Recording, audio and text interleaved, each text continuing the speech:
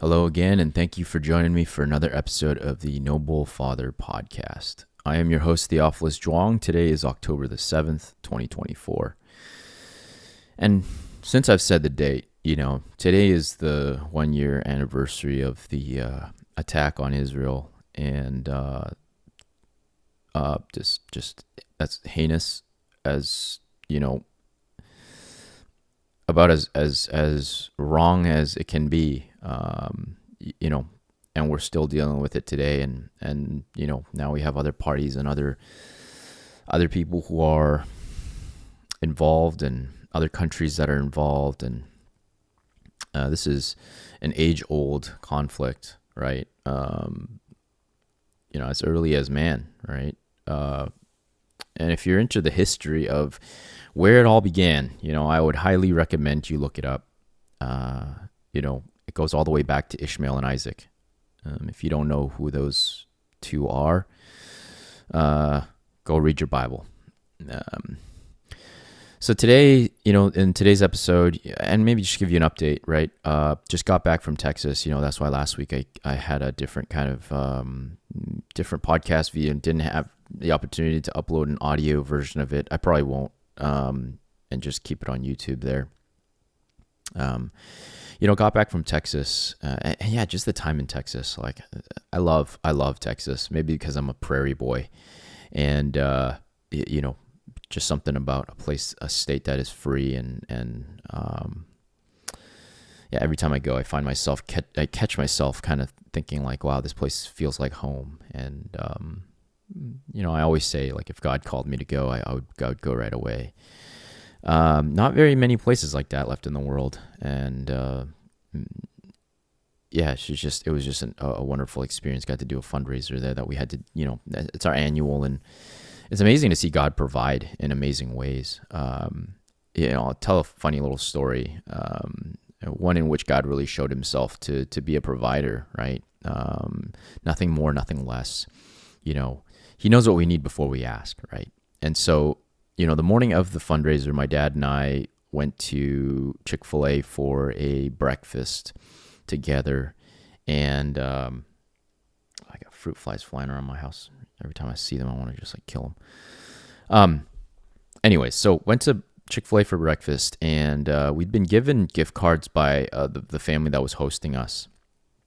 And, the thing about gift cards is that you just don't know what the balance is on them, right? Like, you throw away the receipt, and you don't keep track of them. You lose any idea of what the balance is on the card itself. And so my dad goes up to order his, and then I go up to order mine. And, I thought I'd add an iced coffee to my order. And so, ask for the iced coffee, and so then comes time to pay, and so my dad takes out the gift card and gives it to the lady, and she, scans it, and that's that, right? We didn't know if we had a surplus. We didn't know if we had, ultimately we didn't have to pay anything out of our own pockets to cover the bill. And so she hands us the receipt, and we look at it, and just to see what the balance is remaining on it, and it was perfectly 000. So we drew the exact amount out of our account, and that was kind of a sign, right, that God has provided exactly what we needed in that moment, and nothing more, nothing less. And so, that night, the fundraiser went without a hitch. It was amazing getting to interact with some of our longtime donors, new-time donors as well, and just get to share the story of the work that we'd been doing in China for so long. One in which that we're very proud of, and one in which that we're very proud to boast about, on behalf of, for God, because, he's the one that's opened all the doors for us to be able to do the work that we do over there. And to have all these people that are continuing to support and donate, for that cause. We set a very ambitious goal, with the travel increasing for us as a team. As expenses go up, you have to raise funds to meet that. And so we set an ambitious goal, and we're still on our way to trying to get there. But it's a good start for us as an organization. And so, if you're of the heart, for this kind of work, reach out to me. I'd love to send you the recording of our fundraiser. You can check out, what makes us so unique. We're one of the only organizations to get to still do the work that we do in country. And the way we've gone about it is not, the prototypical, organization. A lot of them have been kicked out as a result of not having much of a root in the country. We have roots, and the locals, people who don't, even those who don't believe what we believe, see the value in what we provide, and God has really given us this influence there that nobody else has. And so, wonderful experience.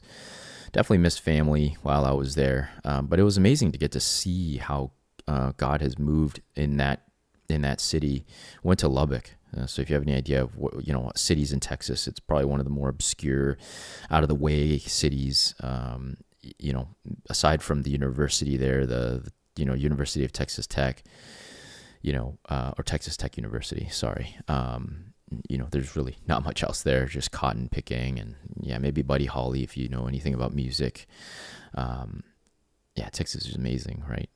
Southern hospitality, barbecue, Mexican food, and just everything you want, essentially, except mountains. There's no mountains, no rivers, stuff like that. Amazing. God really met us on that trip, and got to make some new connections, new people, and planning, trips, coming up. And so a lot of exciting things in store for us in the 2025 year, shaping up to be another epic year. And we said the 2024 was going to be epic, and it's been an epic year for sure. So today's episode, I want to, I really felt moved to reading has been this thing in my life that I cannot shake, and it's become a bit of an addiction, in the sense of like, can't get enough of books, want to get more of books. And, cards on the table, I never used to be a reader. Every time I used to pick up a book, I would get really sleepy, yawn, even right now, as I'm talking about it, I feel the desire to yawn. And, I just never had the habit of reading books. I guess you could say, growing up in Venezuela, we didn't have a whole lot of access to books. My mom and dad definitely didn't prioritize a lot of that, and never really seen them with, buried in a book. So I never got to see that growing up. That's definitely something that we've tried to change in my family here. Every night before we go to bed, we try to read a book and, have reading time, and really like primes the brain for sleep. And my kids love reading books. It's something that we said as a couple that we would never spare any expense, right? We would spend on books. It's important to fill our brains with good things, and my children definitely do that. My children only get two days out of the week to do screen time when school is in session. Fridays and Saturdays really for them, and then Sundays get ready for the next day. And so, that means there's a lot of time. They spend a lot of time playing, a lot of time reading. Oh, excuse me. And so, it's something that we've tried to do as a family, and something that we prioritize a lot, right? Your kids won't do something that they don't see you doing either. And so, I've really been invested in my growth. Since I've started this journey, probably over like 3.5 years ago now, on this exact journey, I'm really starting to read and seeing how much wisdom I can distill from the books that I read, right? The posts that I make, the podcasts that I record, even just the way that I coach and the depth at which I can go in conversation with somebody, has all been a direct result of the books that I've read, right? And how much I've really filled my brain with wisdom and knowledge. And so, today I really want to share, obviously for myself, some of the books in the past 3 years that have really impacted me, and what I recommend to fathers, right? What I recommend to people out there who are looking to grow in their development. Start with these books. try to read, like learn to read, because there's so much wisdom that can be distilled from them.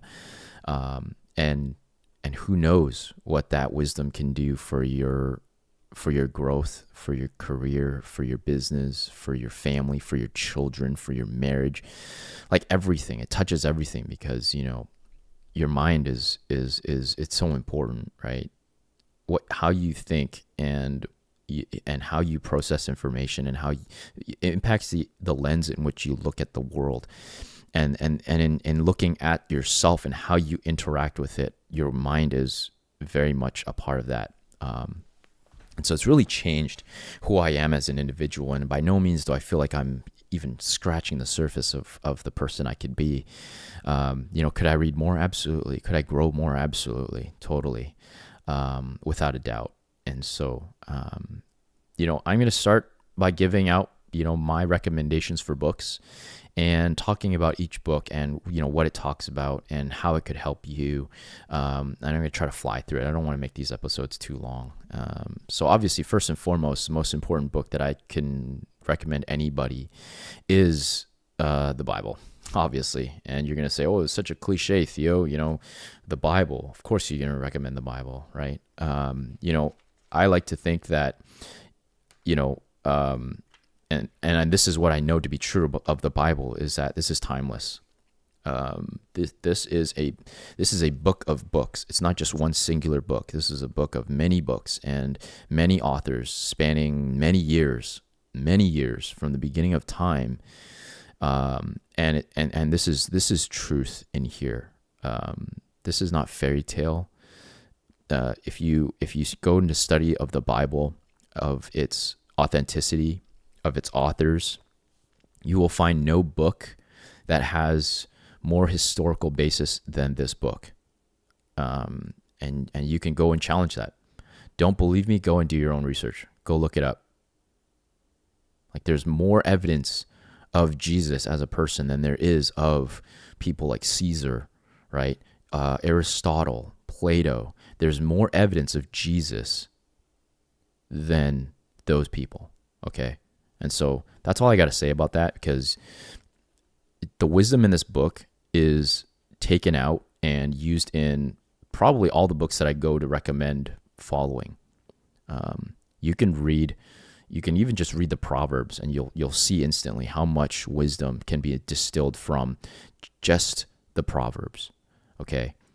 And it doesn't matter if you don't believe in God. There's so many things in this book that you can walk away from and just being like, wow, this would make you so much of a better person, right? Even just the 10 Commandments, you can look at that automatically.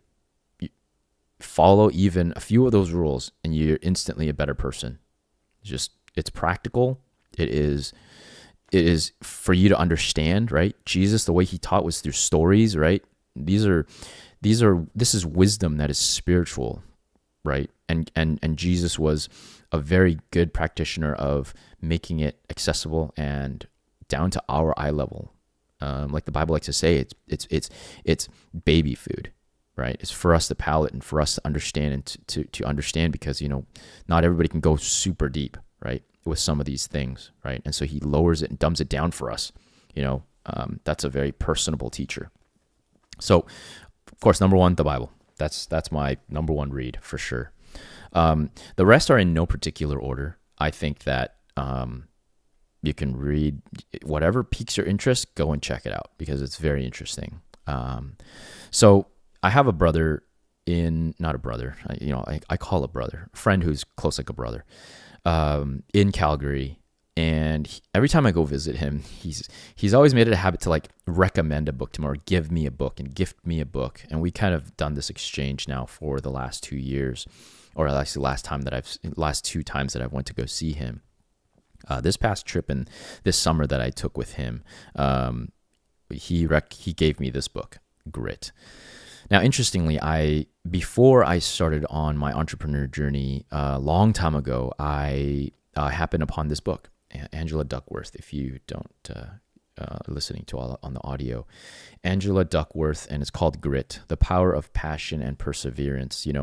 And so, the basic premise of this book, and one in which, I very much like, is that, above all else, even though you might be the smartest person, you might be the wittiest person, or the most, the best action taker, right? What is the number one thing that sticks out the most in, success, right? In finding success or persevering, and people who find the most success in life, is those that stick with it the longest, those who continue to step into the grind and go through the ringer and put themselves in discomfort and move towards this ideal. And if you look at the picture of the video of the picture of the cover, you can see there's a giant arrow and all these other arrows moving in the opposite direction, right?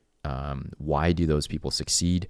Well, grit is the reason that they succeed, is that they keep going even when it's hard, and they sustain their commitment, they sustain their consistency, and they remain persistent in their pursuit, and they come out the other end successful. And so, it's a grind, right? We know that life is a grind. Every aspect is a grind. Even just business, it's not easy, right? You just got to keep at it and keep growing. And so this I highly recommend. And the back always has the recommendations from people.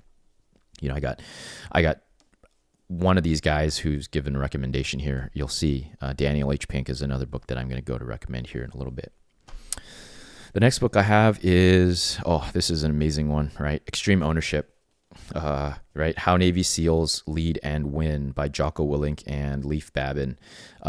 Great book. Extreme Ownership is one in which, even just the name of it, extreme ownership, right? What does that mean, right? Even when it's not, as a leader, this is very awesome, because I love this premise, because we see this in the Bible. Biblically, we've seen this.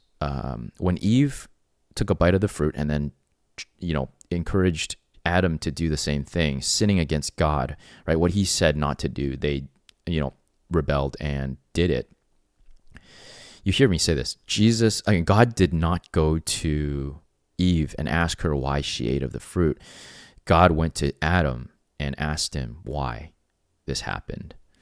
That's extreme ownership, right? It's that you as the leader are in charge of everything. Even when it goes wrong, you take the brunt of the responsibility. In this book, Jocko talks about how he leads, a platoon of men, and you have to prepare your men for the course of battle. There's a fog of war as well. So if you go into battle and suddenly it rains, and then multiple Marines die or whatever, you take the responsibility. Nobody else does. You are the leader. You take responsibility, regardless of whether or not you had direct control. Anything going sideways, it's on you. It's ultimately on you. And so as a father, extreme ownership is so important, right? Because ultimately it lands on you as a dad. You are the leader of the family. Whatever happens, it's on you. Can't blame anybody else. Can't blame society. You can't blame the politicians. You can't blame the Illuminati or whatever it is that you want to believe. You can't blame them. It is on you solely, and it is up to you as a leader. That's why this book is so amazing. And it just pushes home that point of owning up to everything, extremely owning up to it. And not just pussyfooting around it. You own the responsibility. And so highly recommend that book. Also for men, right? Navy SEALs, right? It's just gung-ho, right? Like you just army this and, guns and, guys love that kind of thing. And so definitely recommend Extreme Ownership also. The next book that I want to recommend is one in which, will rock your world, because it also, it talks about how humanity, even in the darkest pits that we find ourselves in, that there is, you still have hope. And that's something that you could never lose, is your way of looking at a particular situation. And so the book that I'm talking about is Man's Search for Meaning. And Harold Kushner, author of When Bad Things Happen to Good People, had this to say about this book, is that one of the greatest books of our time. This book talks about Viktor Frankl and his experiences through concentration camps, Nazi death camps that he was in. and it's lessons for spiritual survival, right? He was fighting tooth and nail to stay alive, and the lessons and the things that he saw, and how it changed his life, right? What he held on to survive in such a dire circumstance, such a dire situation. This book rocked my world for sure, and I'm sure it'll rock yours as well. Definitely a very graphic reading, but also gives you a sense of, man, no one can take away how you view a situation. And even in those death camps, Nazis couldn't take that away from him. And so it almost seemed like he lived this other life while he was there. And he never lost hope. And he came out and he ended up writing this book. The next book is Drive. So this is the first book that was given to me by this friend in Calgary. Shout out to Andy. Daniel H. Pink, Drive. The surprising truth of what motivates us. And it's a book in which really moved me to think about what motivates me, right? And how do you sustain, that the partnership between drive and grit is one in which, keeps you going. It fires you up. And yeah, you'll see what my next book is as well. And those three are really kind of like the burger of progress, of growth, and what drives a person, right? The interesting thing about this book is they did this experiment with people, and a game of chess, or actually no, they're talking about blood donations. Actually, one of the examples is it's a very noble cause, right, to go donate blood. And so they tried to get more from people, more donations from people by incentivizing people. And what they found is that by incentivizing people, actually the donations of blood went down. It took away the noble cause, and suddenly they were almost as if it was like diluted, and somebody had tainted the charitableness of donating blood. And so, why did that happen? Well, motivation, right? When they took away the noble cause, then people felt like it was a sleazy thing to do. Suddenly you involved money, you've tainted the whole experience, and so people donated less, which is so interesting. I highly recommend that book. Next book I want to recommend is Start With Why, right, by Simon Sinek. How great leaders inspire everyone to take action, right? It's not the how, it's not the what, it's not the where, it's not the who. Ultimately, it starts with the why. If your why is not strong enough, it doesn't matter what your how is. So many people get that mixed up, and they just think, oh, I want to make $90,000 a year, a month, a day, and they don't start with why. Why are you doing what you're doing, right? Because if you're not solid in your mind about the why, then you're not going to be able to sustain it. You won't have the grit, and you won't have the drive to sustain what you're doing. And so, start with why. Grit and drive. Those three are my big recommendations for anybody looking to work on themselves, to grow in their development, and also to sustain things, because it's not just about starting something and then fizzling out later, and then starting another thing and then fizzling out again, and just completely repeating that. I'm an expert in that. I've done that so many times, and I definitely don't recommend it. These three books greatly help me to sustain the why, and Noble Father is that for me. So Start With Why, Simon Sinek. This is a very different book, The Alchemist. This is a novel written by Paul Coelho. I guess hopefully I'm saying his name wrong. He is amazing. And the quote in the back of the book says, "To realize one's destiny is a person's only obligation." It's written in such a way that's it's written as a novel. It's fiction for sure, but then just the journey and the way that he talks about the story that is shared. I don't want to spoil it, but it's an amazing book. Definitely one that you could read to children as well. It's a very imaginative book, and there's a lot of things to it that really helped me in my personal development journey early on. It's called The Alchemist. Definitely go check that book out for sure. Recently have been reading this, The Courage to be Disliked And it says the Japanese phenomenon that shows you how to change your life and achieve real happiness. And don't let the title deceive you. And actually, I wouldn't say don't let all the titles deceive you out of all these books. Is that, just because it says The Courage to be Disliked doesn't mean it's only about that, or, whatever you think that instills in you. It talks about so much more. And that's why this book is so life-changing, and I definitely highly recommend it to you. It's written in the way of like a philosopher is having a conversation with a young person, and the young person's going through dilemmas of life, and the philosopher is speaking into those things and challenging. Like it's a dialogue, and it's written in such a way where, when you read some of these other books, right, it's one person, it's like a kind of a top-down dispersal of information, whereas this, like, I find myself asking some of the questions that the young person asks, and the philosopher is somebody who is finally from the books distilling that knowledge top down. And so I have these questions, the young person asks it for me, and the philosopher answers me. And so it's an amazing book. I definitely highly recommend this book. There's a reason why it was recommended to me. Went to go pick it up, and man, I have not regretted it at all. And finally, the last book I wanted to recommend is one that was given to me on the Lubbock trip. It's called Living Fearless. And if you've heard me, if you recognize his name, Jamie Winship, this is a guy that you've probably heard me talk about on this podcast for those who have listened. For that long, Jamie Winship is a guy that talks about identity a lot, right? If you look at it, it says, exchanging the lies of the world for the liberating truth of God. Ultimately, this is what I am. This is what I find myself always talking into as well, is identity. Like, what is your identity? If you feel that, and if you look at the cover of it, it's a brilliant cover, right? It's chain link fence, and broken links are coming off, and those little links are becoming birds. It's amazing cover.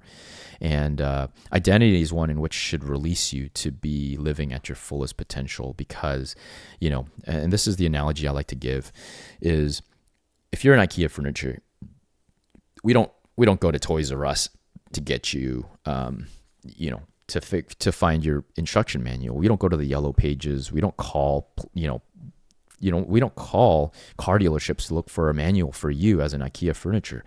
You have to go back to the source. Well, who is the source? Well, that's the creator, the person who designed you and created you, thought of you before you were even formed in the womb, knew you by name before you were even formed in the womb.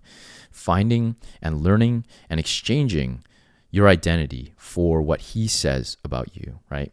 And when we talk about identity, it's like, you go through life. I know for myself, gone through life, holding other people's identity of me, right? English teacher who said that I was not creative, put down my homework and said that I was not creative, and didn't understand why I was writing this story, this fictional story, the way that I did. Holding on to that, thinking like, oh, I'm not a creative person, or people saying that, oh, your dad's a pastor, maybe you should consider being a pastor, right? Those holding on to identities that God never said about me doesn't serve me. Right. And until I found, until God told me who he said I was I able to release and be at my maximum potential. And that's what Noble Father is. That's what Noble Father work is. And utilizing everything that I am a part of, everything that I've been experiencing in my life, all the subtleties of who I am, strengths and weaknesses of who I am, to now be doing the work that I'm doing, utilizing all those things releases you to fly like a bird and live to your utmost potential. And so Living Fearless, for sure, I just started it. It says, discover the secret of being fully alive, fully human, fully free. Highly recommend anything by Jamie Winship, this book in particular. I'm still making my way through it. It's an amazing read. I know I said to try to keep these short. I'm almost at 30 minutes. I want to apologize. Thank you for joining me for this episode. If you have any questions about any of these books, if you want to discuss anything with me, you have any books that you want to recommend to me, I'd love for you to recommend those books. I have a whole list of books that I've tried to make my way through. 2024, I'd said I'd read 11 to 12 books. So far, I've gotten 7 through, I think 8 through. And so I'm kind of well on my pace to finishing it. I'll probably finish these 2 pretty quickly. And maybe hit my target. If I don't, it's all right. And yeah, so however you found yourself to this podcast, and if you're a father listening to this and you're looking for intentional community, We have a membership community called Noble Father Fortress, actually. And it's just a place for us to grow together, right? We do meetups, we do retreats, we do events, we have Bible studies, we have a Discord where you can connect. And, at a moment's notice, when you have something going on, you can message the group and people will hold space for you and want to help you through things. Just the other day, somebody was wondering, hey, like, I need somebody to feedback off of, tell me I'm not a shithead or tell me I am a shithead. And people jumped in, and it was beautiful to see, right? People showing up for each other, fathers showing up for each other who understand without words needing to be said. If you're looking for that, definitely reach out. I'll leave a link in the bio in the information of this episode, and you can check that out. And yeah, please, share this podcast with your friends and family members, right? If you know a father who could benefit from community, please reach out to them and connect us. It really greatly help us with our mission. And thank you for joining us. And don't forget, right, we're not promised tomorrow, so be present and stay noble. Bye for now.